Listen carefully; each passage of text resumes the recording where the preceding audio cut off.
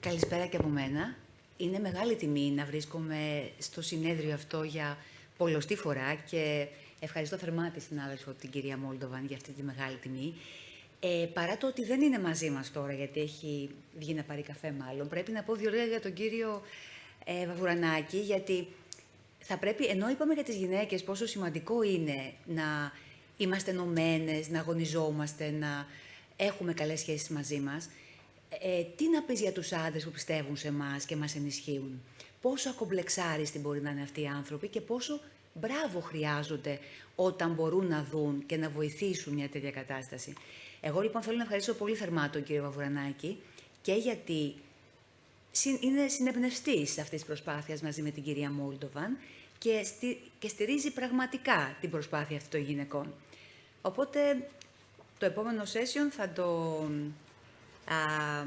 συνεχίσουμε, αφορά τη Στεφανία Νόσο στις γυναίκες και θα ξεκινήσουμε με την κυρία Καλατζή, η οποία είναι αναπληρώτρια καθηγήτρια στη νοσηλευτική σχολή του Πανεπιστημίου των Ιωαννίνων. Η κυρία Καλατζή θα μας μιλήσει για πολύ σημαντικά πράγματα που έχουμε στο μυαλό μας σαν γυναίκες καρδιολόγοι. Και θα είναι η επίδραση του φύλου και στην ανταπόκριση της αντιομεταλλιακής θεραπείας. Είμαστε όλες αυτοί να ακούσουμε κάτι τόσο σημαντικό και φλέγον. Καλησπέρα και από μένα. Ευχαριστώ και εγώ την κυρία Μολτοβάν και τον κύριο Βαβουρανάκη που μου έδωσαν τη χαρά και την ευκαιρία να είμαι πάλι εδώ φέτος κοντά σας. Πραγματικά πολύ ενδιαφέρον θέμα, αν και αρκετά εξειδικευμένο. Κάποτε έχω να σας πω ότι στα συνέδρια, όταν μιλούσαν για τη θρόμβωση, εγώ και άλλοι 2-3 καταλαβαίναμε αυτά που λεγόντουσαν. Ήταν δυστυχώς πολύ εξειδικευμένα, λίγοι άνθρωποι ασχολούνταν με τη θρόμβωση. Τώρα όμως χαίρομαι ότι όλο και περισσότερα νέα παιδιά, μιας και μιλάμε για τη νέα γενιά των γιατρών, των επαγγελματιών υγείας, που θέλουμε να είναι κοντά μας και να τους δώσουμε την ευκαιρία να κάνουν πραγματικά καριέρα στον χώρο της ιατρικής. Πολλοί λοιπόν πια ασχολούνται με τη θρόμβωση, άρα θα μιλήσουμε για τα αντιμοπεταλιακά. Τα αντιμοπεταλιακά, λοιπόν, όπως βλέπετε σε αυτή την εικόνα, στοχεύουν συγκεκριμένους υποδοχείς στα αιμοπετάλια. Τους βλέπετε εδώ, τον υποδοχέα του ADP, του θρομβοξανίου, του ινοδογόνου και με τον τρόπο αυτό τι κάνουν. Με τον τρόπο αυτό αναστέλουν την ενεργοποίηση και τη συσσόρευση των αιμοπεταλίων και επομένως αναστέλουν την ίδια τη δημιουργία του θρόμβου. Και επομένως, με τον τρόπο αυτό τα αιμοπετάλια είναι ένα πολύ σημαντικό κομμάτι στη φαρέτρα μας, στη θεραπευτική φαρέτρα για τα στεφανιαία σύνδρομα, για την καρδιαγγειακή νόσο γενικότερα, τόσο για την πρόληψή της, όσο και για την θεραπεία. Παρά όμως τις μεγάλες προσπάθειες που γίναν στη θεραπεία της στεφανιαίας νόσου, δυστυχώς βλέπουμε ότι 1 στις 3 γυναίκες συνεχίζει να πεθαίνει από στεφανιαία νόσο. Δεν τα πάμε και τόσο καλά, ενώ οι κατευθυντήριες οδηγίες συνεχίζουν να προστάζουν ότι άντρες και γυναίκες πρέπει να παίρνουν την ίδια θεραπευτική αγωγή. Λένε αυτό βέβαια οι κατευθυντήριες οδηγίες, αλλά τα δεδομένα που έχουν είναι από μελέτες που οι άνδρες συμμετέχουν σε ποσοστό 70% και πάνω. Βλέπουμε ότι οι γυναίκες συνεχίζουν να υποεκπροσωπούνται στις μελέτες της καρδιαγγειακής νόσου, ενώ δείτε ότι στις μελέτες συγκεκριμένα για τα αντιμοπεταλιακά, μιας και αυτό είναι το θέμα της ομιλίας, υπάρχουν μεγάλες στοιχειοποιημένες μελέτες, εγκριτικές μελέτες, τις οποίες οι γυναίκες συμμετέχουν σε ποσοστό κάτω του 20%.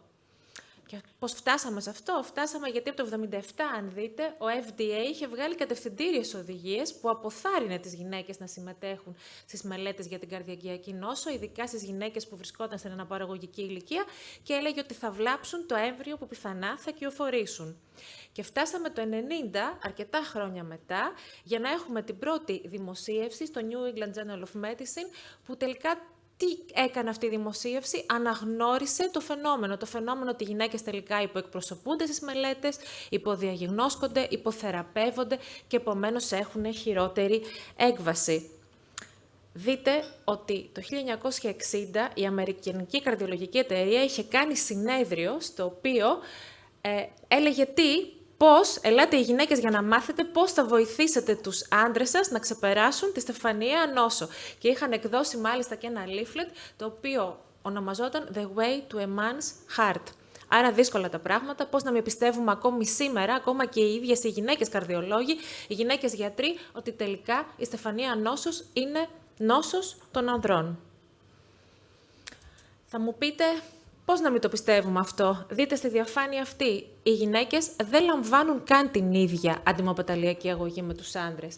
Μεγάλες διαφορές, πολύ λιγότερο συχνά λαμβάνουν διπλή αντιμοπεταλιακή αγωγή και όταν την λαμβάνουν, δεν την λαμβάνουν σε συνδυασμό με τους ισχυρούς αντιμοπεταλιακούς παράγοντες, την δικαγρελόρη και την πρεσουγρέλη. Συνήθως λαμβάνουν σε συνδυασμό με κλόπιδογρέλη, αλλά πιο συχνά λαμβάνουν μονοθεραπεία με ασπιρίνη, ακόμα και όταν δεν πρέπει, όταν δεν έχει περάσει ο χρόνος, για παράδειγμα, από την εμφάνιση ενός οξέου στεφανιαίου συνδρόμου. Ενώ βλέπουμε σε αυτή τη διαφάνεια ότι αυτοί οι οποίοι διακόπτουν πιο συχνά την αντιμοπεταλιακή αγωγή δεν είναι οι άνδρες φυσικά, αλλά είναι οι γυναίκες. Και ποια είναι η πιο σημαντική αιτία? Είναι γιατί φοβούνται ότι θα αιμορραγήσουν. Τις έχουμε πείσει ότι είναι πολύ πιο συχνό να κάνουν κάποια παρενέργεια, κάποιο ανεπιθύμητο συμβάν από την αντιμοπεταλιακή αγωγή. Επομένως, τα δεδομένα δεν είναι υπέρ των γυναικών. Δυστυχώς υπάρχουν λίγα δεδομένα, μιας και στις μελέτες των αντιμοπεταλιακών φαρμάκων οι γυναίκες υποεκπροσωπούνται και τα δεδομένα αυτά είναι αντικρουόμενα μεταξύ τους. Και παρόλο που έχουν βγει πια μοντέρνες θεραπείες στην αντιμοπεταλιακή αγωγή, τόσο ως προς τη σύσταση της αγωγής, όσο και ως προς τη διάρκεια της διπλής αντιμοπεταλιακής αγωγής, της μονοθεραπείας, το λεγόμενο escalation ή de-escalation, θα σας πω στη συνέχεια, παρόλα αυτά, οι γυναίκες δεν θεραπεύονται σωστά, δεν λαμβάνουν την κατάλληλη αντιμοπεταλιακή αγωγή και φυσικά η αντιμοπεταλιακή αγωγή δεν τις ωφελεί τόσο όσο ωφελεί τους άνδρες. Πώς θα καταλάβουμε και θα δούμε αν η απόκριση της αντιμοπεταλιακής αγωγής είναι ίδια στις γυναίκες και στους άνδρες?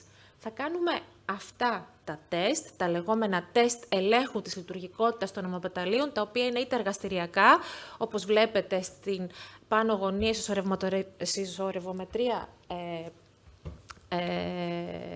είναι το gold standard, η gold standard μέθοδος για να δούμε πραγματικά τη συσσόρευση των αιμοπεταλίων, αλλά είναι μια δύσκολη εργαστηριακή μέθοδος, απαιτεί εργαστήριο και εξειδίκευση και για το λόγο αυτό εμφανίστηκαν άλλες point of care μέθοδοι, όπως είναι το Verify Now, το Multiplate, ο θρομβολαστογράφος, ώστε πιο εύκολα να δούμε αν ένας ασθενής αποκρίνεται σωστά ή όχι στο φάρμακο, στη συγκεκριμένη περίπτωση στην αντιμοπεταλιακή αγωγή.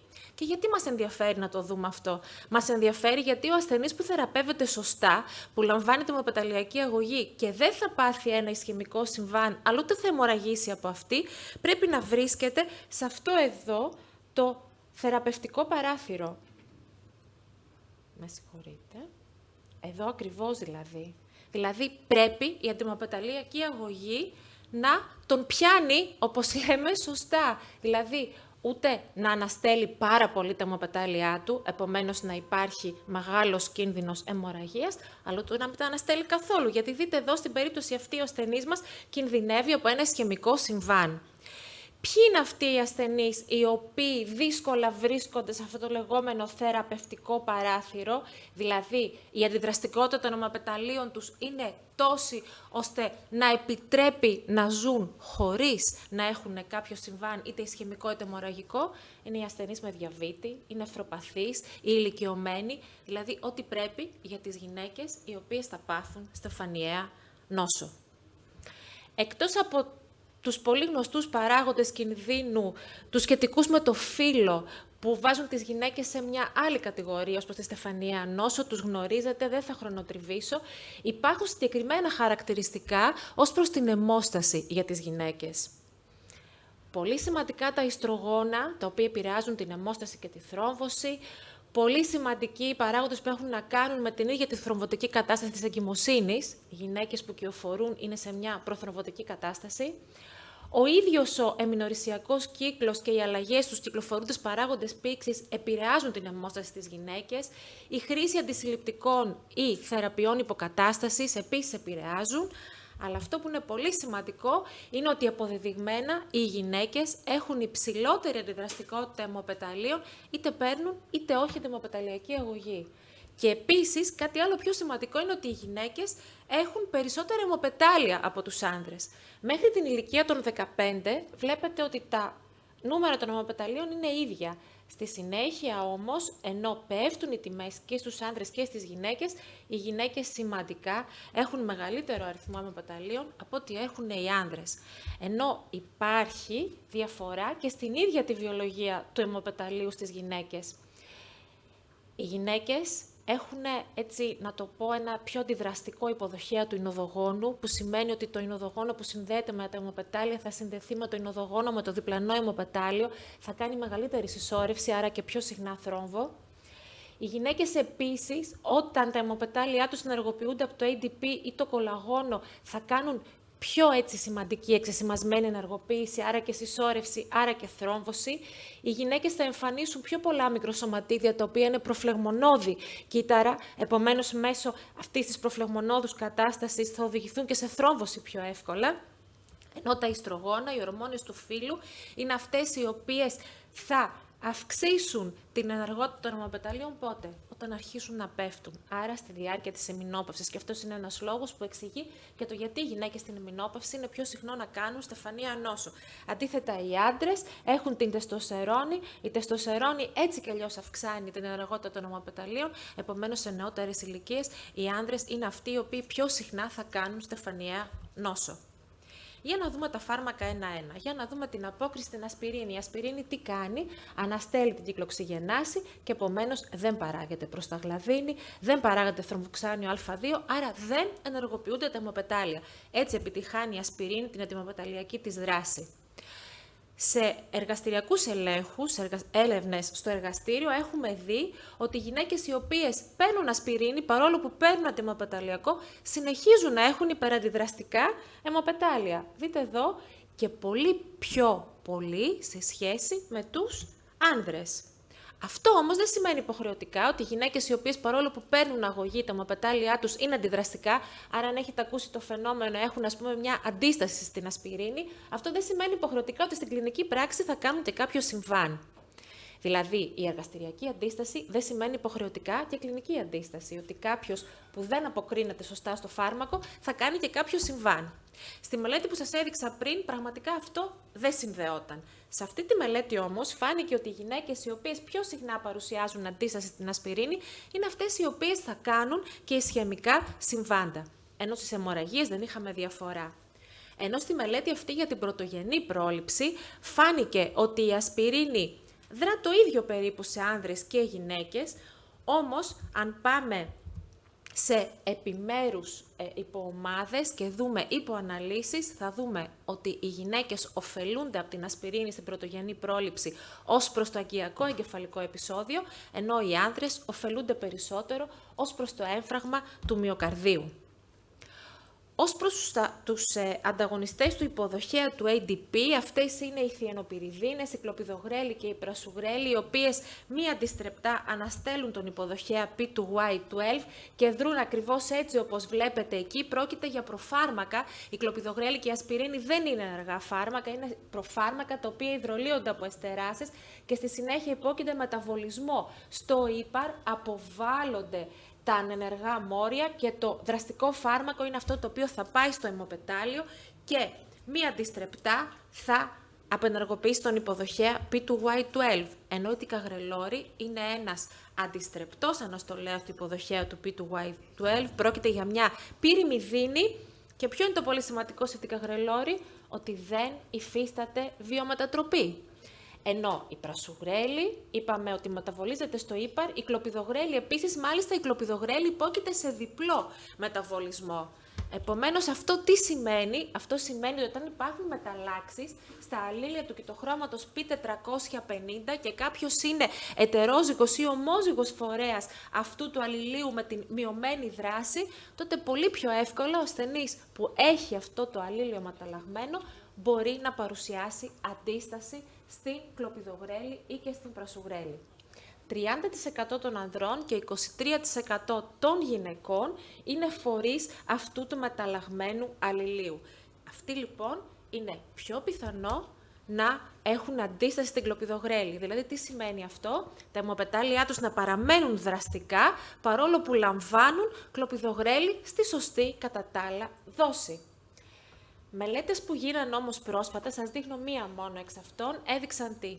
Ότι παρόλο που γνωρίζουμε ότι οι άνδρες και οι γυναίκες σε παρόμοια περίπου ποσοστά, οι άνδρες λίγο περισσότερο, μπορεί να είναι φορείς αυτοματαλλαγμένου γονιδίου, αν πάμε να κάνουμε κάποια αλλαγή στην αγωγή τους, τότε δεν θα δούμε καμία σημαντική διαφορά μεταξύ ανδρών και γυναικών.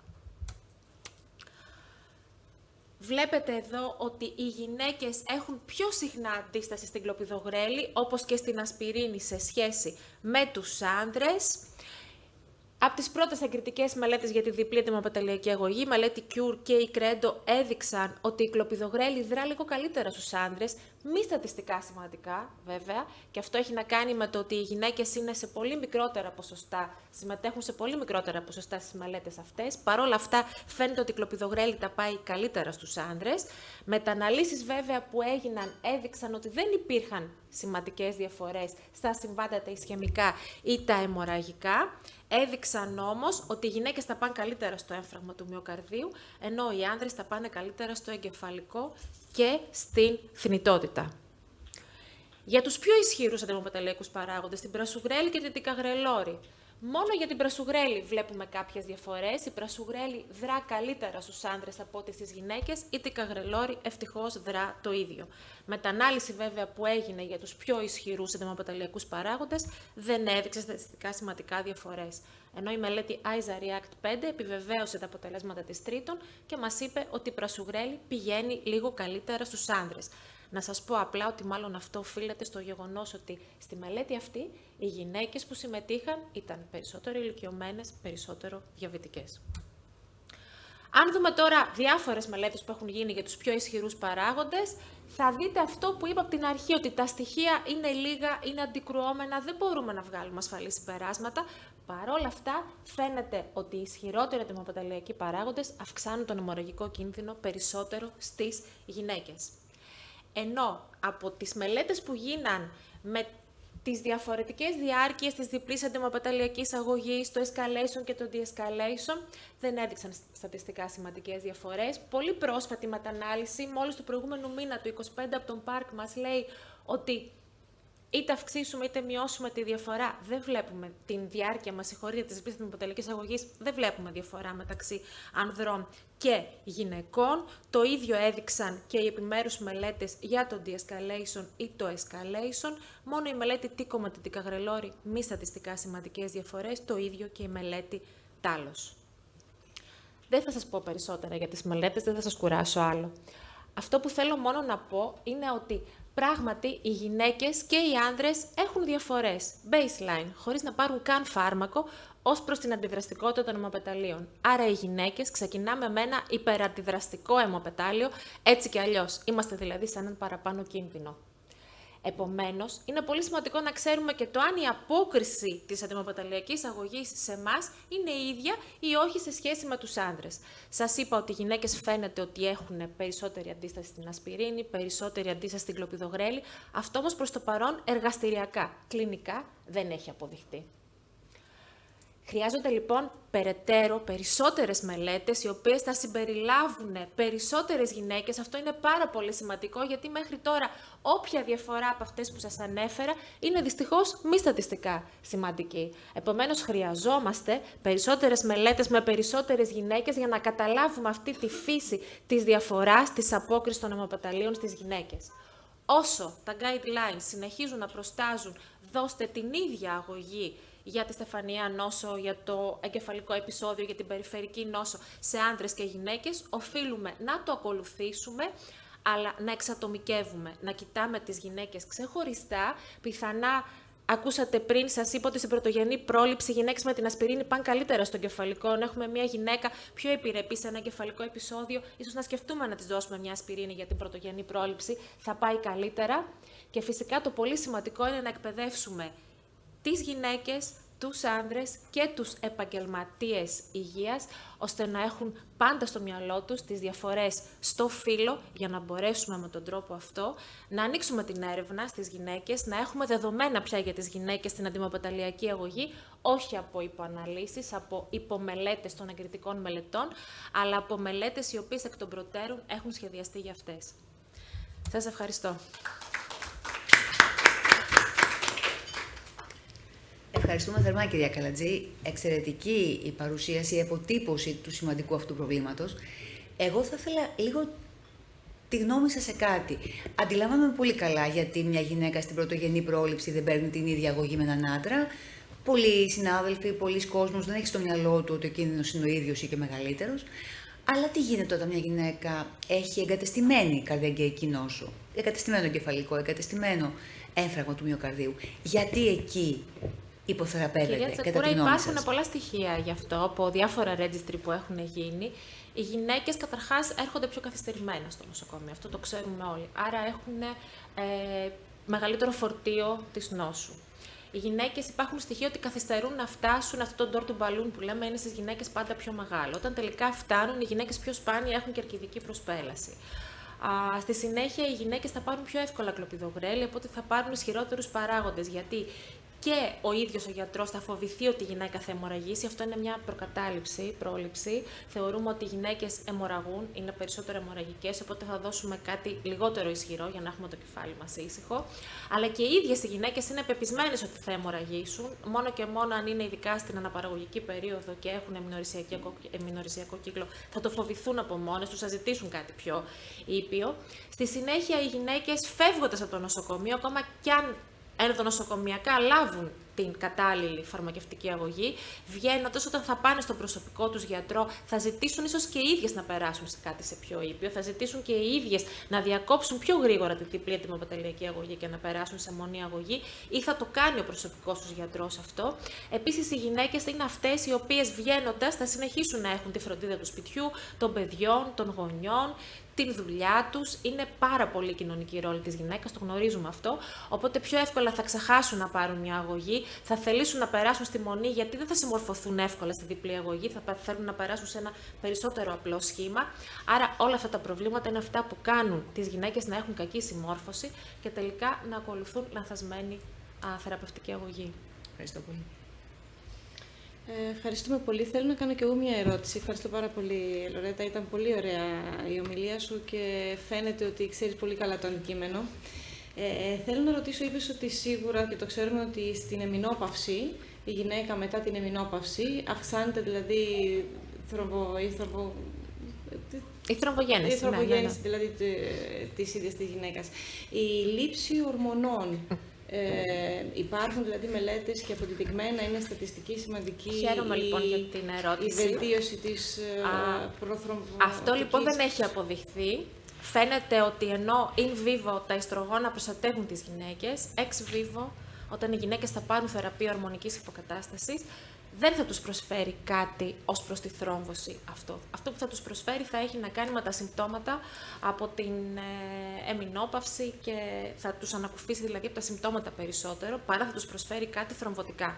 Όλες οι μελέτες που έχουν γίνει μέχρι στιγμής δεν έχουν αποδείξει ότι υπάρχει όφελος ως προς τη θρόμβωση. Ίσα-ίσα υπάρχουν και μελέτες που έχει φανεί ότι η λήψη των ιστρογόνων εξωγενώς στην εμεινόπαυση αυξάνει το θρομβωτικό κίνδυνο παρά τον μειώνει. Λορέτα, πραγματικά εξαιρετική ομιλία. Πραγματικά ήταν διεξοδικά το όλο θέμα και συγχαρητήρια. Ήταν αναμενόμενο εξάλλου. Είσαι εξαιρετική γιατρός. Εγώ ήθελα να πω ένα άλλο φαινόμενο που επίσης παίζει ρόλο στην κακή εξέλιξη ορισμένες φορές μετά από επεμβάσεις. Τώρα εγώ βέβαια βλέπω και λίγο πιο μεγάλης ηλικίας, με τη στάδη και όλα αυτά. Είναι ότι μπορεί να δεις και αυτόματες αιμορραγίες από μικρά αγγεία σε άτομα, γυναίκες που παίρνουν αντιπτυχή αγωγή. Έχει τύχει και στην Αμερική, το είχα δει, και εδώ το έχουμε δει. Δηλαδή, ενώ έχεις κάνει μια επέμβαση στο δεξιό πόδι, ξαφνικά βλέπεις να δημιουργείται από ένα μικρό αγγιάκι που μόνο με ψηφιακή αγγιογραφία βλέπεις από την άλλη πλευρά, επειδή πήρε ψηλό υπαρίνη δόσεις για να μπορέσει να κάνει επεμβάσεις. Είναι γενικά και ένας πληθυσμός που ίσως όσο μεγαλώνει να γίνεται κάπως πιο ευάλωτος στις αιμορραγικές επιπλοκές, πέρα από τα αντιαιμοπεταλιακά, αλλά και τα ίδια τα αγγεία, να μην έχουν αυτή την... Τα ίδια τα αγγεία συμφωνώ, αλλά οι τελευταίες μελέτες που έχουν γίνει γι' αυτό ακριβώς δείχνουν τελικά ότι οι συνοσυρότητες των γυναικών, γιατί οι γυναίκες που έχουν σταφανία νόσο για παράδειγμα, αλλά και εγκεφαλικό κεφαλικό επεισόδιο, η περιφερική αρτηριακή νόσο, έχουν σε μεγαλύτερα ποσοστά συνοσυρότητες. Είναι περισσότερο διαβητικές, όπως είπα, περισσότερο νευροπαθείς, είναι πιο ηλικιωμένες σε σχέση με τους άντρες. Οπότε αυτός θεωρούν οι τελευταίες μελέτες ότι είναι και ο λόγος που τελικά οι γυναίκες αιμορραγούν πιο συχνά. Αυτό που θέλω και να δώσω το βήμα στη δεύτερη ομιλήτρια πραγματικά να μας μείνει είναι ότι αυτό που λέμε κακή απόκριση δεν σημαίνει υποχρεωτικά ότι το βλέπουμε και στην πράξη. Αυτό είναι πολύ σημαντικό, γιατί υπήρξε μια έτσι φιλοσοφία 15 χρόνια πριν, ψάχναμε όλη την αντίσταση στην κλοπιδογρέλη. Αυτό ήταν και η διατριβή μου, να σας πω. Πραγματικά βλέπαμε πολύ μεγάλα ποσοστά. Τα ποσοστά αγγίζουν και το 44%. Το οποίο είναι το ίδιο στις γυναίκες και στους άνδρες. Δηλαδή, οι γυναίκες σας έδειξε ότι έχουν πιο συχνά αντίσταση, αλλά πάλι μπορεί να έχουν 40, σε μια μελέτη άντρες να έχουν 30. Είναι πολύ μεγάλα τα ποσοστά. Ευτυχώς, τα ποσοστά αυτά τα οποία βλέπαμε και βλέπουμε ακόμα στο εργαστήριο, για την ασπιρίνη και την κλοπιδογρέλη, δεν αντικατοπτρίζονται σε συμβάντα. Γιατί αλλιώς θα είχαμε πραγματικά πολύ σημαντικό πρόβλημα.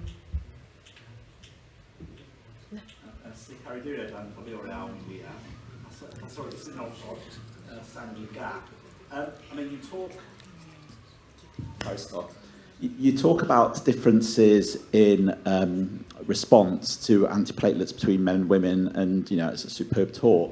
What I would like to say, though, is that for many of the landmark trials where we see that there's no interaction by sex, so for example, Plato, Triton, there was no interaction by sex in terms of the primary outcome.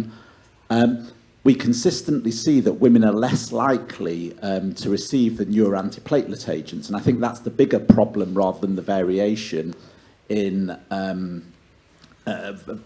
response to the antiplatelets. And I guess the second point that perhaps you might want to talk about is that many of the risk tools that we use to decide the duration of antiplatelet therapy have actually never been validated in men and women. So, for example, Precise DAPT, that's recommended by the European Society of Cardiology, and the performance has never been assessed in men and women. Do you think that one of the problems may be that the risk tools that we're using are less effective in Συμφωνώ απολύτως, και κάποια από αυτά τα risk tools δεν έχουν καν το γυναικείο φύλο μέσα. Συμφωνώ απόλυτα. Τα landmark trials έχουν πολύ μικρά ποσοστά γυναικών. Είπα και πριν ότι στην μελέτη στην τρίτον τίμη για την πρασουγρέλη, παράδειγμα, είναι το πολύ 20% γυναίκες που συμμετέχουν. Και αυτές πάλι είναι με πολλές νησινοσυρότητες, δηλαδή είναι απροπό υψηλού κινδύνου. Οπότε έτσι κι αλλιώς οι άντρες θα πήγαιναν καλύτερα. Στην τικαγρελόρη παρόλα αυτά, στο άλλο potent agent, φαίνεται ότι τα πράγματα είναι ίδια για άντρες και γυναίκες. Στην τρίτον τίμη όμως πραγματικά είναι στο όριο της στατιστικής σημαντικότητας το ότι η πρασουγρέλη πηγαίνει καλύτερα στους άντρες από ό,τι στις γυναίκες. Και ως προς τα risk tools, πραγματικά, συμφωνώ απόλυτα με αυτό ότι θα πρέπει να γίνει μια αναπροσαρμογή. Ευχαριστώ. Να είστε καλά. Εμείς ευχαριστούμε. Θα συνεχίσουμε λοιπόν έτσι την ωραία συζήτησή μας και θα καλέσω στο βήμα την Ράνια την Κατσαρού, η οποία είναι επιμελήτρια στο Σωτηρία, πολλά χρόνια συνεργάτης και μοιραζόμαστε έτσι τον ίδιο χώρο όσο αφορά την προσοχή μας για τους ασθενείς και τη συνεργασία μας, άψογη συνεργασία, και θα έχει ένα θέμα λίγο διαφορετικό αυτή τη φορά για τη Στεφανία νόσο σχετιζόμενη με την εγκυμοσύνη. Να δούμε αν μπορούμε να μάθουμε κάτι από την έρευνα που έκανες εσύ για την ομιλία σου. Ευχαριστούμε πολύ. Καλησπέρα και από μένα. Ευχαριστώ. Ευχαριστώ για την πρόσκληση να μιλήσω σε αυτό το πολύ καινούριο για τα τελευταία χρόνια συνέδριο. Θα μιλήσουμε για τα επόμενα λεπτά για τη Στεφανία νόσο που αφορά στις γυναίκες που είναι κατά την περίοδο της εγκυμοσύνης. Και γιατί να μιλήσει ένας καρδιολόγος για τις γυναίκες κατά την εγκυμοσύνη, γιατί η μητρική θνητότητα συνεχώς αυξάνεται και τα καρδιαγγειακά νοσήματα είναι μια από τις κύριες αιτίες που προκαλούν το θάνατο στις μητέρες, τόσο κατά την εγκυμοσύνη όσο και κατά την περίοδο της λοχείας. Βλέπουμε ότι υποκείμενοι παράγοντες όπως ο διαβήτης της κύλησης, η υπέρταση, η πρόωρη τοκετή, έχουν έναν αυξημένο κίνδυνο, ούτως ώστε να προκαλέσουν το θάνατο της μητέρας και να προκαλέσουν επίσης και καρδιαγγειακά συμβάματα στο μέλλον. Επίσης, βλέπουμε ότι σε ένα 25% προϋπάρχει καρδιαγγειακή νόσο στις μητέρες που κυοφορούν και βλέπουμε ότι η υγεία των γυναικών πια είναι χειρότερη από ποτέ. Έχουν διαβήτη, είναι παχύσαρκες, είναι μεγαλύτερες σε ηλικία, έχουν υπέρταση. Έτσι λοιπόν, τα καρδιαγγειακά νοσήματα είναι η πιο συχνή αιτία θνητότητας των γυναικών κατά την περίοδο της εγκυμοσύνης και αφορούν σχεδόν στο 80% της μητρικής θνητότητας, τόσο κατά την περίοδο της λοχείας και ειδικά μετά την πρώτη εβδομάδα της λοχείας.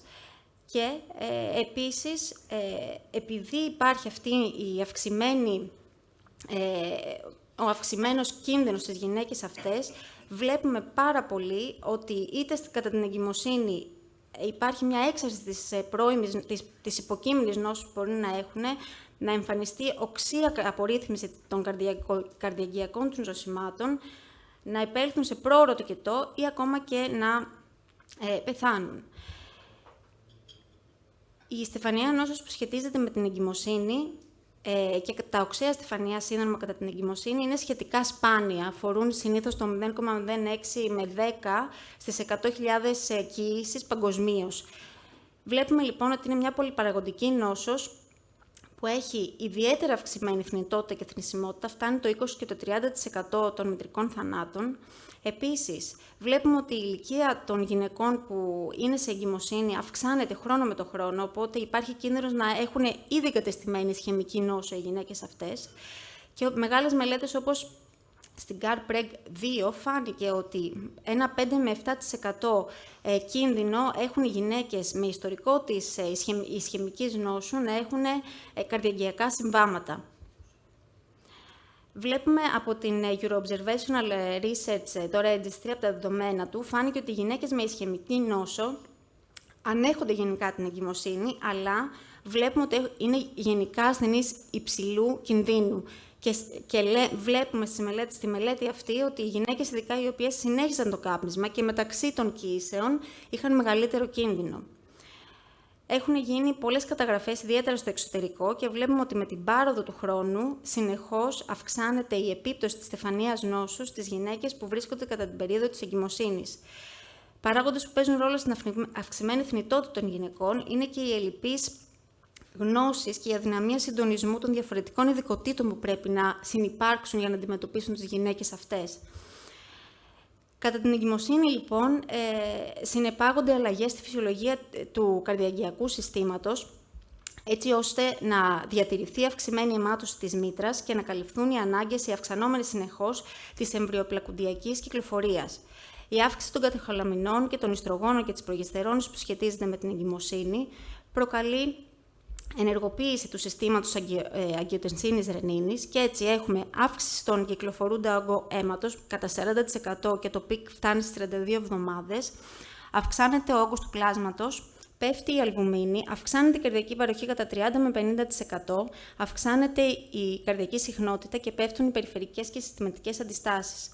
Επίσης, κατά τη διάρκεια του τοκετού έχουμε αλλαγές στη φυσιολογία του καρδιαγγειακού συστήματος, αυξάνεται η πίεση με τις συσπάσεις από το άγχος, από το άλγος που νιώθουν οι γυναίκες, αυξάνεται το προφορτίο κατά τη διάρκεια των συσπάσεων και επίσης κατά την περίοδο μετά την εγκυμοσύνη στη λοχεία αυξάνεται το προφορτίο λόγω αυξημένης αποσυμπίεσης της κάτω κύλης φλέβας, απελευθερώνεται ένας όγκος αίματος στην κυκλοφορία από την σύσπαση της μήτρας και επίσης έχουμε και αιμορραγία, γύρω στα 500 cc όταν έχουμε φυσιολογικό τοκετό και 1000 cc όταν έχουμε καισαρική. Αλλαγές βλέπουμε στις γυναίκες κατά την εγκυμοσύνη, τόσο στις ακτινογραφίες τους, στο καρδιογράφημα, μπορούμε να δούμε διαταραχές αναπόλωσης, μπορούμε να δούμε ακόμη και κύματα Q στις κατώτερες κυρίως απαγωγές, γεγονός το οποίο θα μας δυσκολέψει στη διάγνωση των γυναικών αυτών. Επίσης, έχουμε αλλαγές και στον υπέρηχο. Έχουν γίνει μελέτες που έχει γίνει καταγραφή του υπερήχου των γυναικών αυτών και επίσης υπάρχουν διαταραχές. Βλέπουμε αύξηση της δεξιάς κοιλίας, του δεξιού κόλπου. Όλα αυτά είναι συνέπεια των μεταβολών που προείπαμε ότι γίνονται στην εγκυμοσύνη, στην κυκλοφορία. Οι ακριβείς μηχανισμοί, λοιπόν, που συμβάλλουν στον αυξημένο κίνδυνο εφράγματος του μυοκαρδίου κατά την εγκυμοσύνη είναι πάρα πολλοί. Βλέπουμε λοιπόν ότι η εγκυμοσύνη είναι μια κατάσταση υπερπυκτικότητας, οπότε υπάρχει αυξημένο κίνδυνος θρόμβωσης. Βλέπουμε ότι ο όγκος αίματος είναι αυξημένος, αυξάνεται η καρδιακή παροχή με αποτέλεσμα τα αγκία να δέχονται αυξημένο shear stress. Επίσης, υπάρχουν στις γυναίκες αυτές οι κλασικοί παράγοντες κινδύνου, όπως είναι η αυξημένη ηλικία που είπαμε, το ιστορικό πρώιμη στεφανιαίας νόσου, υπάρχει διαβήτης, υπέρταση, δυσλιπιδεμία, μπορεί να καπνίζουν, να είναι παχύσαρκες. να μην είναι λειτουργικές, να έχουν μειωμένη άσκηση, αλλά και κάποιοι μη παραδοσιακοί παράγοντες κινδύνου συμβάλλουν στην εμφάνιση οξέων στεφανιών συνδρόμου κατά την εγκυμοσύνη. Έχουν μελετηθεί οι γυναίκες με πολικυστικές οθήκες, οι γυναίκες στις οποίες έχει αρχίσει η έμεινος ρύση σε πολύ μικρή ηλικία ή οι γυναίκες στις οποίες είχαν σε προηγούμενη κοίηση πιθανόν διαβήτη της κοίησης, είχαν εμφανίσει προεκλαμψία. Η αιτιολογία των οξέων στεφανιών συνδρόμων μπορεί να χωριστεί σε δύο ομάδες. Είτε όταν βλέπουμε ένα αγγείο στο οποίο έχει προκληθεί απόφραξη, και είτε σε ένα αγγείο στο οποίο δεν είναι αποφρακτική η νόσος. Το μεγαλύτερο ποσοστό των ασθενών αυτών που εμφανίζονται με οξύ στεφανιαίο σύνδρομο, αυτό που τίθεται σαν διάγνωση είναι ο αυτόματος διαχωρισμός των στεφανιαίων αγγείων, κατά ένα 15 με 40%. Η επόμενη αιτία είναι η αθυροσκλήρωση. Ακολουθεί η αγκιακή θρόμβωση και ένα πολύ μικρό ποσοστό, κατά 2%, μπορεί να εμφανιστεί σε αυτές τις γυναίκες σπασμός των στεφανιαίων αγγείων. Τι θα κάνουμε πρακτικά σε μια γυναίκα η οποία εμφανίζεται με πόνο στο στήθος? Καταρχάς, να πούμε ότι οι γυναίκες κατά την εγκυμοσύνη αντιλαμβάνονται και νιώθουν αρκετά συμπτώματα, τα οποία πάρα πολλές φορές μπορεί να μας μπερδέψουν. Ωστόσο, όσον αφορά τα οξέα στεφανία σύνδρομα, η κλινική εκδήλωση είναι παρόμοια με αυτά του γενικού πληθυσμού. Δηλαδή, η κλασική στιθάγχη με τις αντανακλάσεις, μπορεί να εμφανιστεί με δύσπνοια, με έμετο, με ναυτία. Πώς θα την αντιμετωπίσουμε? Θα βγάλουμε ένα καρδιογράφημα, θα δούμε αν υπάρχει κίνηση ενζύμων, τροπονίνης, της CPK, και φυσικά πρέπει να αποκλείσουμε άλλες αιτίες που μπορούν να προκαλέσουν παρόμοια συμπτώματα στην εγκυμοσύνη, όπως είναι η πνευμονική εμβολή, όπως είναι ο διαχωρισμός της αορτής, όπως είναι η προεκλαμψία. Αν διαγνώσουμε στο καρδιογράφημα πια και ακολουθήσουν και ο εργαστηριακός έλεγχος και δούμε έμφραγμα με ανάσπαση του εστέ διαστήματος, είναι μονόδρομος. Θα πρέπει η γυναίκα αυτή να ακολουθήσει μια αγγιογραφία. Αν παρατηρήσουμε διαταραχές στο καρδιογράφημα, δούμε ότι υπάρχει κίνηση τροπονίνης, η οποία κίνηση τροπονίνης δεν υπάρχει στη φυσιολογική κοίηση. Παρ' όλα αυτά, αυτές οι γυναίκες, αν δεν έχουν υψηλό κίνδυνο, μπορούν να αντιμετωπιστούν συντηρητικά. Να τονίσουμε ότι συχνά δεν τίθεται έγκαιρα η διάγνωση, γιατί οι γυναίκες αργούν να πάνε στο γιατρό. Οι συγκεκριμένες, οι εγκυμονούσες πρέπει να αντιμετωπιστούν τόσο από καρδιολόγο, από νεογνωλόγο, από γυναικολόγο. Πρέπει να συμπράξουν όλες τις ειδικότητες μαζί και συνήθως δεν υπάρχει συντονισμός. Οπότε η γυναίκα αργεί, καθυστερεί με δυσμενείς συνέπειες για την ίδια και για το έμβριο που κυκλοφορεί. Και βλέπουμε με βάση τις κατευθυντήριες οδηγίες ότι στις γυναίκες οι οποίες έχουμε αποφρακτική νόσο των στεφανιαίων αγγείων, όταν έχουμε οξύ στεφανιαίο σύνδρομο με ανάσπαση του εστέ διαστήματος, συνήθως αφορά κατά 70 με 80% το πρόσθετο τείχομα. Πάνω από 50% των ασθενών θα δούμε μειωμένο κλάσμα εξώθησης, κάτω από 40%, δηλαδή καρδιακή ανυπάρκεια, με αυξημένο ποσοστό εμφάνισης με καρδιογενή καταπληξία ή με κακοήθεις αρρυθμίες. Και όπως είπαμε, τα διαγνωστικά κριτήρια είναι ίδια όπως τον υπόλοιπο πληθυσμό. Πρέπει να αντιμετωπιστούν όπως ο υπόλοιπος πληθυσμός, με πρωτογενή αγκιοπλαστική. Το επιθυμητό είναι να χρησιμοποιηθούν στεντ δεύτερης και τρίτης γενιάς που υπάρχουν τώρα, έτσι ώστε να ελαχιστοποιηθεί το διάστημα το οποίο η γυναίκα θα χρειαστεί να πάρει διπλή αντιμεταλλιακή αγωγή και φυσικά να πάρει την ασπιρίνη της. Βλέπουμε ότι η κλοπιδογρέλη γενικά, όπως είπε και όπως ακούσαμε και στην προηγούμενη ομιλία, γενικά οι γυναίκες δεν συμμετέχουν σε μελέτες και ειδικά οι εγκυμονούσες γυναίκες, οπότε δεν είναι μελετημένο κατά πόσο είναι ασφαλή αυτά τα φάρμακα για τις γυναίκες πέραν της ασπιρίνης.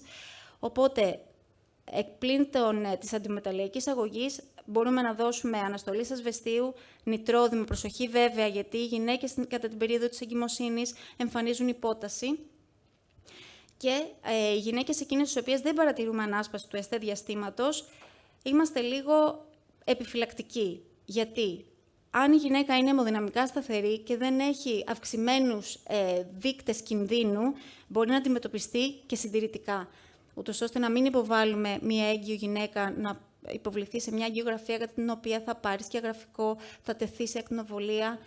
Βέβαια, πάντα με πολύ στενή παρακολούθηση. Έτσι, η αγκιοπλαστική δεν αντενδείκνεται στην εγκυμοσύνη. Πρέπει όμως η αντιμετώπιση των ασθενών αυτών να γίνεται από μια ομάδα. καρδιολόγου, όπως είπαμε, του μεευτήρα, αναισθησιολόγου και νεογνωλόγου. Γιατί να μην ξεχνάμε ότι μιλάμε για 2 ζωές, της μητέρας και του εμβρίου. Οπότε, η ασθενής πρέπει να αντιμετωπιστεί σε μονάδα αυξημένης φροντίδας και το ιδανικό είναι ο καλύτερος χρόνος να γίνει μια αγκιοπλαστική ή μια αγκιογραφία είναι μετά τον 4ο μήνα της εγκυμοσύνης, γιατί έχει ολοκληρωθεί η οργανογέννηση, ο θηροειδής του εμβρίου είναι ανενεργός και ο όγκος της μήτρας είναι μικρότερος. Ωστόσο, πάντα υπάρχει μια επιφύλαξη τόσο από τη γυναίκα, τόσο και από τον γιατρό που θα υποβάλει τη γυναίκα σε αυτή τη διαδικασία. Έτσι, όπου είναι δυνατόν, πρέπει να χρησιμοποιηθεί υπέρηχος, πρέπει η πηγή της ακτινοβολίας να είναι όσο το δυνατόν πιο μακριά από την έγκυο, πρέπει να δίνονται μικρές δόσεις ακτινοβολίας, δηλαδή να είναι πάρα πολύ μικρός ο χρόνος της ακτινοσκόπησης. Και βέβαια πρέπει πάντα να υπάρχει ο μεευτήρας παρόν, ούτως ώστε αν γίνει επίγουσα κατάσταση να υποβληθεί και σε επίγουσα καισαρική τομή η γυναίκα. Βλέπουμε εδώ τις οδηγίες της Ευρωπαϊκής Κατευθυντήριας που φυσικά, όπως είπαμε, για το κλασικό έμφραγμα με ανάσπαση του ΕΣΤΕ διαστήματος κατά τη διάρκεια της εγκυμοσύνης, η προτιμόμενη παρέμβαση είναι η πρωτογενής αγκιοπλαστική. Και όπως είπαμε, η πιο κοινή αιτία εμφάνισης οξέως-στεφανιαίου συνδρόμου κατά την εγκυμοσύνη, κατά τον πρώτο μήνα κυρίως της λοχείας ή κατά τα τελευταία στάδια της εγκυμοσύνης μέχρι και 18 μήνες μετά, είναι ο αυτόματος διαχωρισμός του στεφανιαίου αγκίου. Δεν είναι μια καλοήθης κατάσταση, έχει πάρα πολλές επιπλοκές. Μπορεί να εμφανιστούν οι γυναίκες με κακοήθεις αρρυθμίες, με οξεία καρδιακή ανεπάρκεια, μπορεί να δούμε διαχωρισμού σε πολλά στεφανιαία αγκία και φυσικά μπορεί να εμφανιστεί και με ευνίδιο καρδιακό θάνατο. Από μελέτες έχει φανεί ότι σε αυτό παίζουν ρόλο το αυξημένο στρες μετά τον τοκετό, με τις συσπάσεις της μήτρας, όπως προείπαμε, και σίγουρα παίζει ρόλο η κυκλοφορούσα τα αυξημένα επίπεδα προγεστερόνης και ορμονών στην κυκλοφορία των γυναικών, καθώς έχει φανεί ότι μειώνουν την ελαστικότητα των αγκίων και την παραγωγή κολαγόνου. Έτσι τα αγκία γίνονται πιο εύθρυπτα. Σε αυτό παίζουν ρόλο οι πολλαπλές κοιήσεις, δηλαδή μια γυναίκα που έχει πολλαπλές κοιήσεις στο ιστορικό της έχει μια αρτηριακή εκφύλιση. Και επίσης παίζει ρόλο και η εξωσωματική γονιμοποίηση. Οι γυναίκες παίρνουν εξωγενώς ορμόνες, οι οποίες ήδη προκαλούν μεγάλο πρόβλημα. Μπορεί βέβαια να συνυπάρχουν και οι κλασικοί παράγοντες κινδύνου. Το κάπνισμα, η υπέρταση, η δυσλιπιδεμία δεν είναι παράλογο και δεν είναι και σπάνιο. Επίσης, οι γυναίκες οι οποίες έχουν ήδη περάσει ένα επεισόδιο με αυτόματο διαχωρισμό στεφανιαίου αγκίου κατά την εγκυμοσύνη, πρέπει να συζητάνε με τον γιατρό τους, γιατί είναι πάρα πολύ μεγάλο το ενδεχόμενο να εμφανιστεί πάλι και σε επόμενη εγκυμοσύνη. Τι είναι τώρα αυτόματος διαχωρισμός? Μπορεί να υπάρχει ή όχι ρήξη του έσω χιτώνα του αγκίου, δημιουργείται ουσιαστικά ένα αιμάτωμα σε οποιοδήποτε μέρος του αγκίου, σε οποιοδήποτε τμήμα του, το οποίο δεν προκαλεί απόφραξη. Και οι γυναίκες οι οποίες εμφανίζουν αυτόματο διαχωρισμό του στεφανιαίου αγκίου έχουν αυξημένο κίνδυνο αυτό να έχει γίνει στο στέλεχος, να έχει γίνει εγγύη στον LAD ή να αφορά σε πολλά αγκία. Επίσης, βλέπουμε μεγάλη αύξηση τροπονίνης, είναι συνήθως μεγάλα εμφράγματα, με χαμηλότερα κλάσματα εξώθησης στην υπεργογραφική εκτίμηση και οι πολλές γυναίκες εμφανίζονται με καρδιογενή καταπληξία. Η κύρια εμφάνιση είναι, βλέπουμε συνήθως ανάσπαση του ΕΣΤΕ διαστήματος στο καρδιογράφημα. Εξαρτάται βέβαια από την έκταση και την επέκταση του διαχωρισμού. Όπως είπαμε, μπορεί να εμφανιστεί με κλινικά σημεία καρδιογενούς καταπληξίας. Τα υπόλοιπα συμπτώματα είναι οι κλασικές κλινικές εκδηλώσεις των οξέως στεφανιαίου συνδρόμων, όπως και στο γενικό πληθυσμό. Πώς θα δούμε τώρα αν μία ασθενής έχει αυτόματο διαχωρισμό? Πρέπει να κάνει αγκιογραφία, όπως είπαμε. Αν υπάρχει θρόμβος, τότε φεύγει η διάγνωση και μιλάμε για αθυροσκλήρωση των στεφανιαίων αρτηριών. Και αν δεν είναι διαγνωστική η απλή αγκιογραφία, η στεφανιαία αγκιογραφία δηλαδή, θα χρησιμοποιήσουμε και ενδοστεφανιαία απεικόνηση. Παρ' όλα αυτά, η ενδοστεφανιαία απεικόνηση έχει κινδύνους και πρέπει να την κρατάμε σε περιπτώσεις οι οποίες δεν είναι διαγνωστικές. Και γιατί πρέπει να το δούμε? Γιατί χρησιμοποιώντας την ενταγγειακή απεικόνηση και κυρίως με την οπτική συνεκτική τομογραφία, η οποία έχει καλύτερο resolution, βλέπει πολύ καλά τους χιτώνες και την ελαστική μεμβράνη, πρέπει να το διαχωρίσουμε, γιατί βλέποντας μια απλή στεφανιογραφία, πολλές φορές ο τύπου 1 διαχωρισμός μπορεί να είναι εμφανής και περνώντας τον τύπου 2 μπορεί να είναι μια ομαλή στένωση, ενώ ο τύπου 3 μπορεί απλά να μιμείται αθυλοσκλήρωση. Και γιατί το λέμε αυτό? Γιατί έχει φανεί σε μελέτες ότι οι ασθενείς, φυσικά όχι σε εγκυμοσύνη, μιλάμε για ασθενείς οι οποίοι είναι στο γενικό πληθυσμό, γιατί οι γυναίκες κατά την περίοδο της εγκυμοσύνης δεν προτιμούνται στις μελέτες, λόγω του, όπως είπε και στην προηγούμενη μελέτη, στην προηγούμενη ομιλία, δεν μελετούνται. Και φυσικά κατά την εγκυμοσύνη, που είναι μια ιδιαίτερη περίοδο στην ζωή της γυναίκας. Έτσι λοιπόν βλέπουμε ότι οι ασθενείς οι οποίοι έγινε αγκιοπλαστική, ενώ είχαν αυτόματο διαχωρισμό του αγκίου, είχαν περισσότερα ενδονοσοκομιακά συμβάματα και αυξημένο κίνδυνο θανάτου μετά. Οπότε, εφόσον η αγκιοπλαστική σχετίζεται με αυξημένο κίνδυνο, με επιπλοκές και σε κακά συμβάματα για τις γυναίκες, πρέπει, όταν βλέπουμε διαχωρισμό από μέρος του αγκίου, η αντιμετώπιση πρέπει να είναι συντηρητική. Έτσι έχει φανεί από μελέτες, γιατί φάνηκε ότι τους ασθενείς που υπευλήθησαν σε πολλές αγκιογραφίες μετά, συνήθως υφίεται μόνο του. Σε περίπτωση, ωστόσο, που ο αυτόματος διαχωρισμός αφορά το στέλεχος, εγγύς LAD ή παραπάνω από ένα αγκείο, τότε οι ασθενείς, αν είναι σε αιμοδυναμική κατέρριψη ή έχουν εμφανίσει αρρυθμίες, δυστυχώς η απόφαση πρέπει να πάρθει εκείνη τη στιγμή από τον επεμβατικό. Είναι μια δύσκολη απόφαση. Πρέπει, αν αποφασίσει να γίνει αγκιοπλαστική, θα γίνει αγκιοπλαστική σε μεγάλο μήκος του αγκίου, με μεγάλα μήκη στέντ. Υπάρχει αυξημένος κίνδυνος να επεκταθεί ο διαχωρισμός και σε άλλο αγκείο και σε άλλο μέρος του αγκίου. Φυσικά, με αποτέλεσμα ότι πολλές φορές μπορεί η γυναίκα ακόμη και μέσα στο αιμοδυναμικό εργαστήριο να καταλήξει. Τι γίνεται τώρα με την αντιμεταλλιακή θεραπεία στους ασθενείς οι οποίοι αντιμετωπίζονται συντηρητικά? Έχει φανεί ότι οι ασθενείς οι οποίοι έλαβαν για 1 χρόνο διπλή αντιμεταλλιακή αγωγή είχαν αυξημένα καρδιαγγειακά συμβάματα σε σχέση με τους ασθενείς που είχαν πάρει μονή αντιμεταλλιακή αγωγή. Τι θέλω να πω με αυτό? Φαίνεται ότι ο αυτόματος διαχωρισμός των αγκίων, εφόσον αντιμετωπιστεί συντηρητικά, πρέπει να αποφασιστεί αν θα πάρει διπλή αντιμεταλλιακή η γυναίκα για μεγάλο διάστημα ή μονή αντιμεταλλιακή αγωγή. Η κάθε απόφαση εξατομικεύεται. Δεν υπάρχουν σαφείς οδηγίες. Υπάρχουν πολλά κενά και είναι δύσκολες οι αποφάσεις, γιατί η γυναίκα βρίσκεται σε αυξημένο αιμορραγικό κίνδυνο και μετά την εγγύηση και κατά τον τοκετό και φυσικά κατά την περίοδο της εγκυμοσύνης. Και δεν πρέπει να ξεχνάμε τη δεύτερη ζωή, το έμβριο. Βλέπουμε ότι ο χρόνος που αντιμετωπίζεται η γυναίκα είναι σημαντικός. Βλέπουμε ότι στις πρώτες εβδομάδες γίνεται η οργανογέννηση. Αν η γυναίκα αναγκαστεί να γεννήσει από 23 μέχρι 28 εβδομάδες, είναι εξαιρετικά πρόωρη, συνήθως τα έμβρια δεν επιζούν. Από 28 εβδομάδες και μετά υπάρχει πολύ αυξημένος κίνδυνος συμβαμάτων στα έμβρια. Το ιδανικό και το επιθυμητό είναι μια γυναίκα να γεννήσει μετά τις 34 εβδομάδες. Τι γίνεται στις γυναίκες που έχουν ένα οξύ στεφανιαίο σύνδρομο κατά την εγκυμοσύνη? Πάλι πρέπει να αποφασιστεί από τον καρδιολόγο, με ευτήρα, από τον αναισθησιολόγο, ο χρόνος και ο τρόπος που θα γίνει ο τοκετός. Γιατί εξαρτάται πάντα από την κατάσταση της μητέρας και από την ηλικία της κύησης.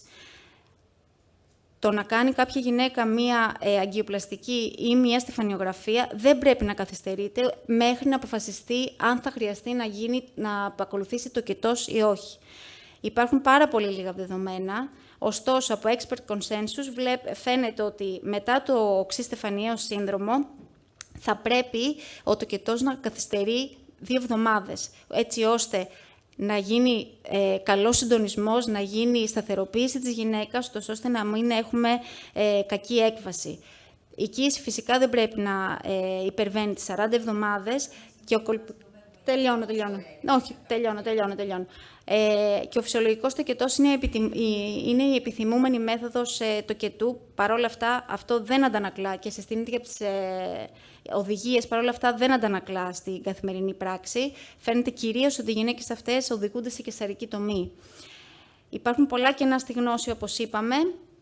Και συμπερασματικά, τα οξέα στεφανιαία επεισόδια κατά τη διάρκεια της εγκυμοσύνης αποτελούν μια μοναδική πρόκληση τόσο για τον καρδιολόγο όσο και τον μεευτήρα. Πρέπει να γίνει σωστή διαφορική διάγνωση των φυσιολογικών συμπτωμάτων μιας εγκυμοσύνης και των συμπτωμάτων ενός οξέου στεφανιαίου συνδρόμου που μοιάζουν πάρα πολύ. Και αυτό που πρέπει να γίνουν πολλές μελέτες να ακολουθήσουν είναι να υπάρχει ένα καλό screening από τους μεευτήρες των γυναικών αυτών, οι οποίες είναι αυξημένου κινδύνου να εμφανίσουν ένα οξύ στεφανιαίο σύμβαμα κατά την εγκυμοσύνη. Ευχαριστώ. Ευχαριστούμε πάρα πολύ την κυρία Κατσαρού. Έκανε μια τεράστια δουλειά με το να μας περιγράψει με πολλές λεπτομέρειες όλη την παθολογία της στεφανιαίου νόσου μέσα στην εγκυμοσύνη, και αυτό που θα κρατήσω εγώ και μετά θα ρωτήσω λίγο και την κυρία Τσακούρα είναι ότι το καρδιογράφημα σε μια γυναίκα έγκυο έχει αλλαγές, οι οποίες είναι φυσιολογικές αλλαγές, όπως και ο υπέρηχος. Και εμείς ερχόμαστε το να κάνουμε εκτίμηση στο αρετό που είμαστε μαζί γυναικών για να μπουν σε καισαρική και πρέπει να κάνουμε μια καρδιολογική εκτίμηση, και πράγματι όταν πρώτη φορά το είδα και δεν το θυμόμουν, ανησύχησα. Έκανα και τον υπέρηχο και είχα να τρέξει τη βιβλιογραφία και είδα ότι πράγματι υπάρχουν αλλαγές στο καρδιογράφημα που είναι φυσιολογικές. Εγώ προσωπικά είμαι τυχερή γιατί δεν έχω δει ποτέ, δεν ξέρω τώρα η κυρία Τσεκούρα έχει μεγάλη εμπειρία με πολλά χρόνια. Πρέπει να έχεις τη μεγαλύτερη εμπειρία να έχεις δει έγκυες γυναίκες σε καρδιολογική.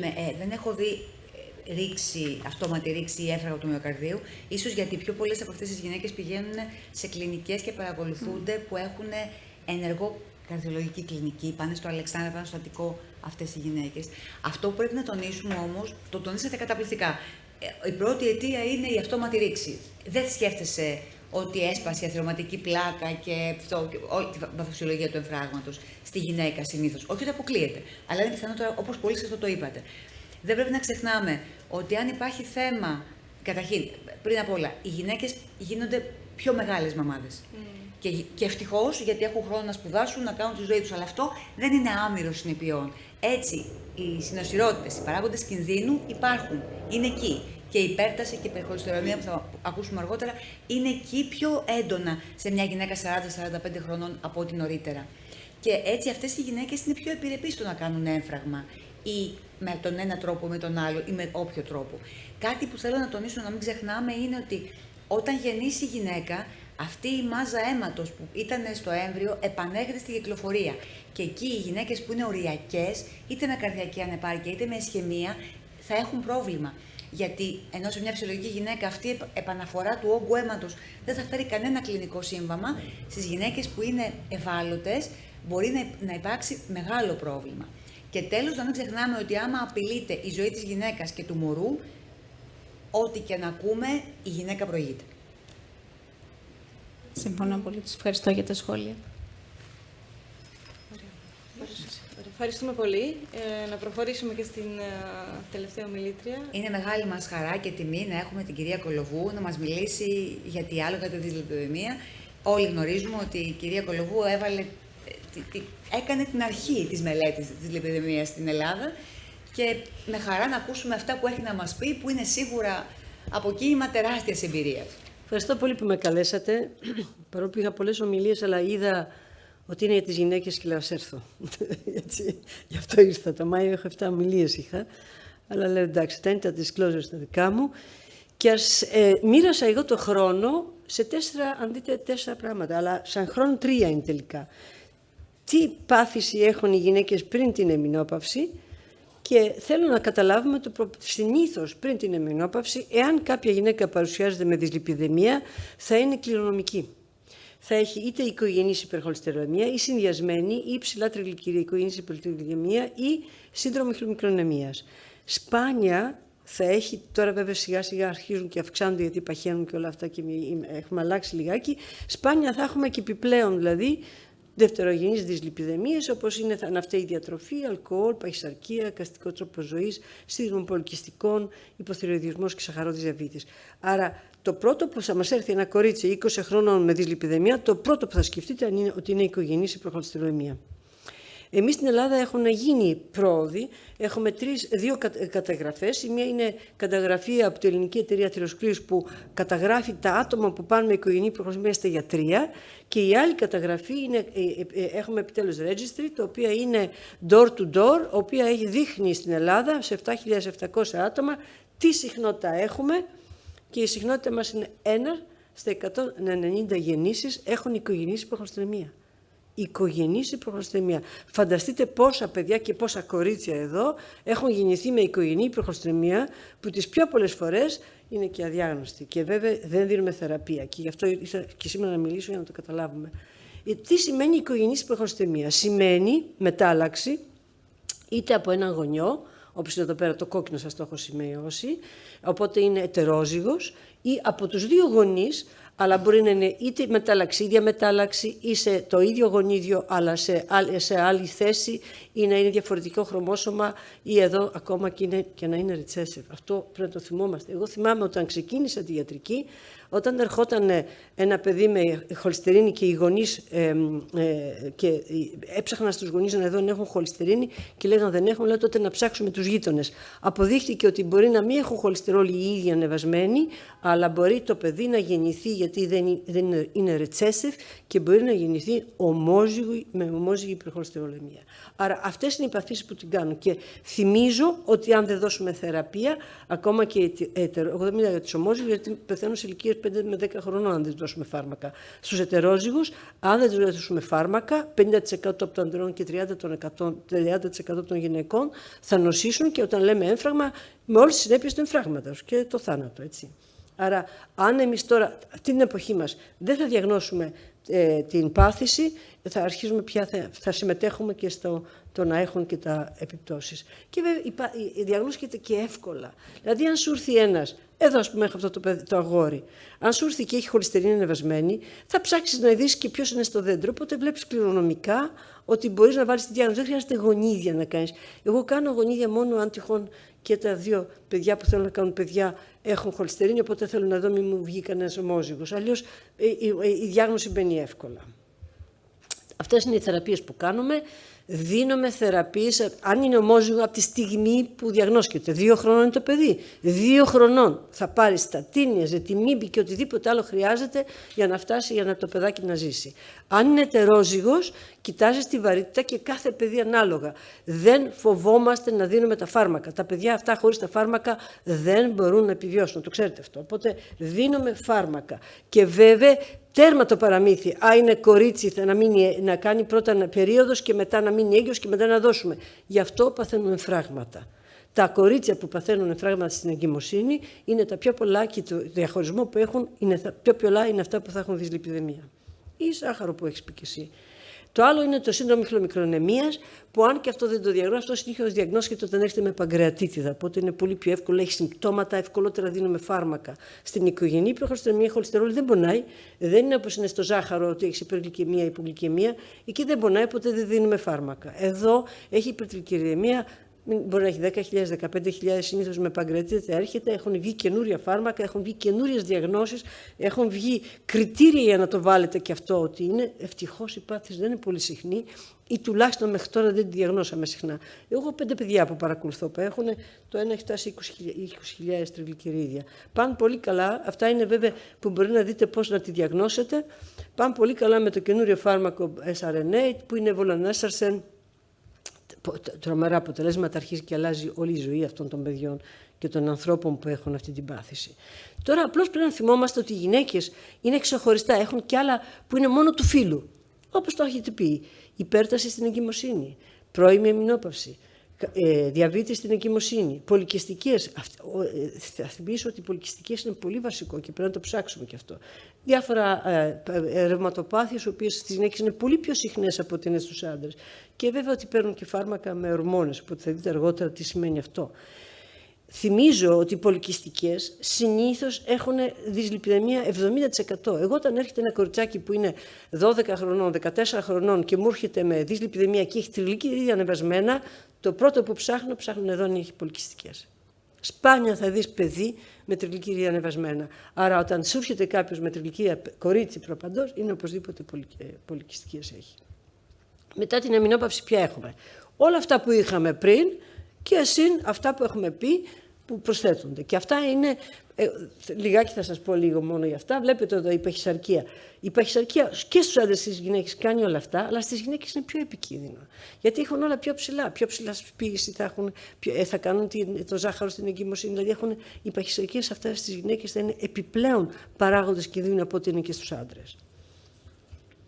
Και βλέπετε το ίδιο γίνεται η παχυσαρκία. Τι αλλαγές κάνει, εγώ δεν θέλω να μπω σε λεπτομέρειες. Αν θέλετε, αυτό τα έχω γράψει όλα στα βιβλία μου, οπότε μπορείτε να τα δείτε. Αλλαγές γίνονται τρομερές. Η παχυσαρκία κάνει και λιπόδες υπερλιπόδες καρδιά, πια το ξέρουμε και αυτό τι κάνει. Οπότε ξέρουμε πολλά πράγματα, γι' αυτό θέλει γρήγορη αντιμετώπιση. Το μεταβολικό σύνδρομο είναι παρόμοιο και με τους άντρες, βλέπετε όλες τις παράγοντες που έχει. Και βέβαια ο διαβήτης συμμετέχει σε όλο το μεταβολισμό των λιπιδίων, αν δείτε, και μάλιστα αρνητικά.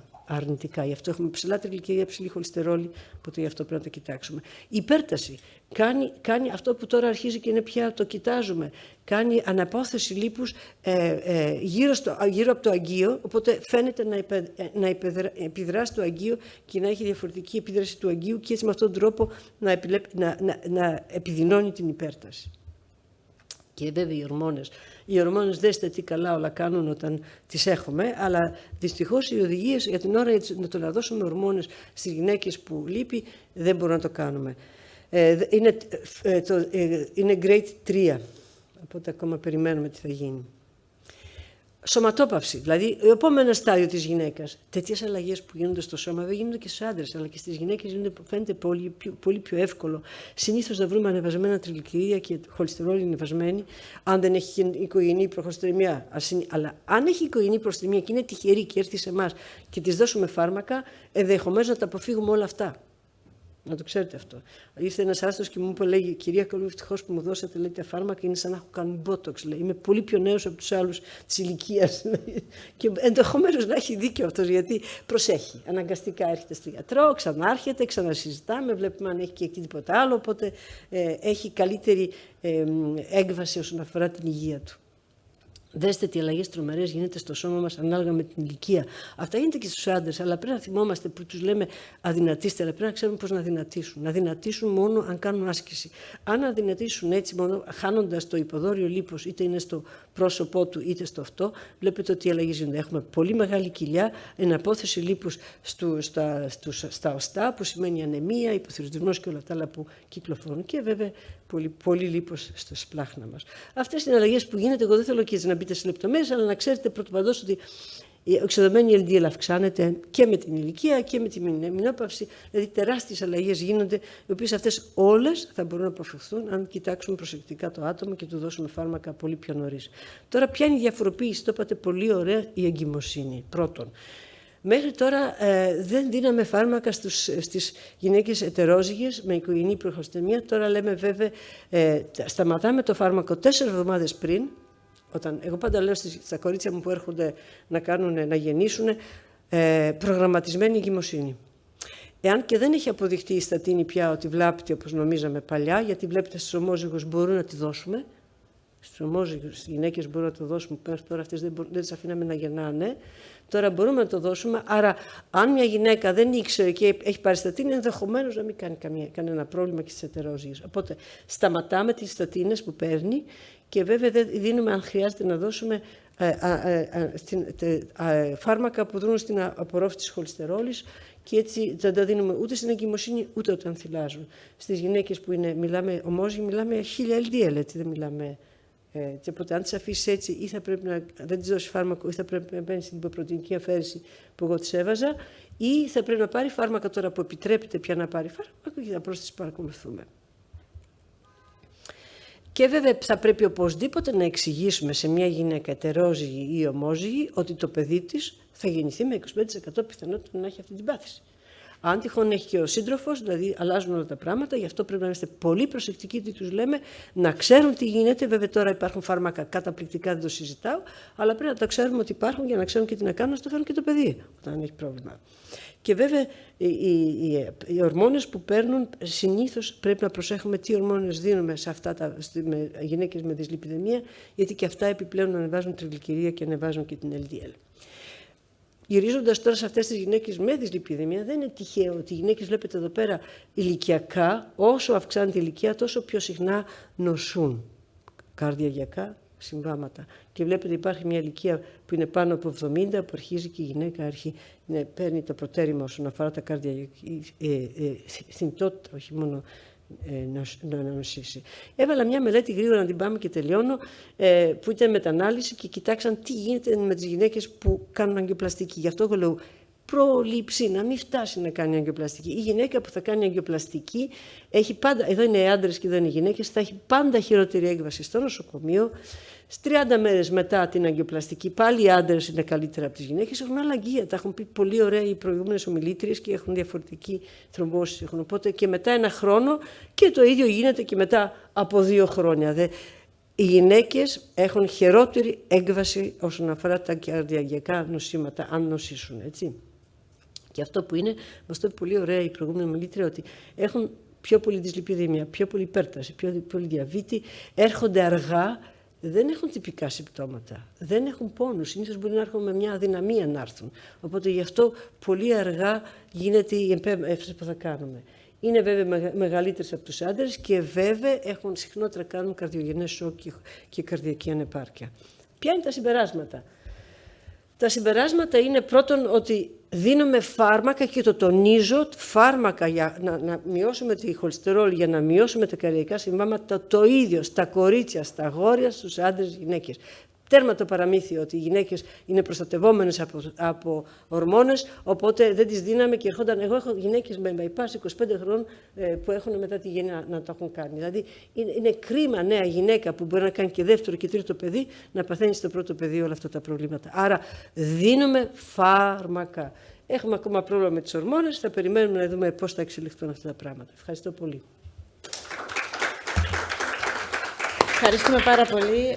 Ήταν μια πολύ ωραία ομιλία. Ευχαριστούμε που ήσασταν σήμερα μαζί μας και μας δώσατε τα φώτα στα διαδία. Να κάνω μόνο μια πολύ σύντομη ερώτηση, γιατί θέλω να ακούσω την απάντηση μάλλον από εσάς. Είναι πάρα πολλοί ασθενείς που τώρα στέλνουμε το LPH και είναι ανεβασμένοι, χωρίς να έχει δηλαδή κάποιες άλλες διαταραχές στο προφίλ των λιπιδίων. Και επιμένουν και ρωτάνε και ξανά. Πώς το αξιολογούμε δηλαδή αυτό? Η LPA είναι πολύ βασική στις γυναίκες. Και στις γυναίκες το είδα ότι είναι πιο... Στις γυναίκες αυτές που έχουν LPA ανεβασμένα πρέπει να πάρουν οπωσδήποτε σαλοσπίρ πριν ξεκινήσουν την εγκυμοσύνη για να το συνεχίσουν. Κάνουν θρομβώσεις και δεν μπορούν να κρατήσουν την εγκυμοσύνη τους. Γι' αυτό πρέπει να πηγαίνουν σε ειδικά ιατρεία που ασχολούνται με την LPA ψηλή σε αυτές τις γυναίκες. Οι αιματολόγοι ασχολούνται με αυτά. Όσον αφορά τους απλούς ανθρώπους, η LPA είναι επιπλέον παράγοντας κινδύνου, οπότε εάν δεν έχει τίποτα άλλο, απλώς παρακολουθούμε. Εγώ συνήθως κοιτάζω την LDL. Αν η LDL είναι φυσιολογική, τότε δεν κάνω τίποτα. Εάν η LDL είναι ψηλή, την κατεβάζω κάτω από 70. Εάν η LPA είναι πολύ ψηλή, τον θεωρούμε ότι είναι ετερόζυγος σαν οικογενή υποχολυστερεμία και τον θεραπεύουμε σαν να ήταν οικογενής υποχολυστερεμία. Ευχαριστούμε πολύ. Ευχαριστούμε πάρα πολύ. Και έτσι κλείνουμε αυτό το τραπέζι. Ευχαριστούμε πολύ όλους σας.